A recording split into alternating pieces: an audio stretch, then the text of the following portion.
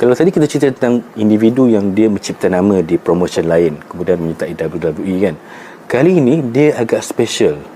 Brock Lesnar pada tahun 2002 muncul, tetapi memberikan impak dan juga kesan yang sangat mendalam kepada kita yang menonton waktu itulah. Kalau kita masih ingat, Brock Lesnar ditampilkan sebagai next big thing bersama-sama dengan Paul Heyman kan.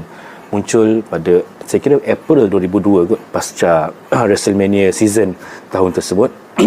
Dan beliau dengan selamanya mengkeronyok Hardcore Holly dan Spike Dudley dengan begitu mudah macam kain buhuk aja kan, dan muncul sebagai juara King of the Ring pada tahun 2002. Satu debut yang juga sangat unik kerana waktu itu WWE dihujani dengan banyak penggusti daripada WCW yang masuk ke WWE. Tapi Brock berbeza. Beliau bukan siapa-siapa, orang tak kenal dia, tapi berjaya membina satu watak dan karakter yang sangat mengujakan dan sangat mengagumkan kepada semua yang melihatnya waktu itu.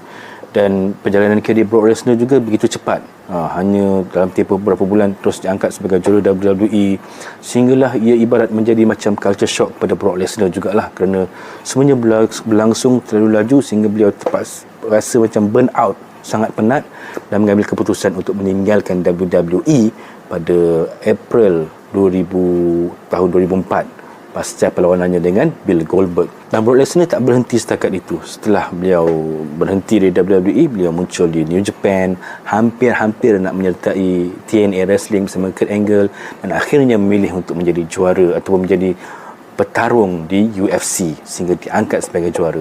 Dia nak menunjukkan yang Brock ini bukan sekadar juara di atas kertas, tetapi beliau nak membuktikan bahawa beliau memang legit fighter. Dan kerana itu bila beliau kembali semula ke WWE pada tahun 2012, memang Brock antara individu yang mendapat bayaran tertinggi lah, kerana resumenya itu yang memang susah nak ditandingi oleh siapa-siapa pun waktu itu.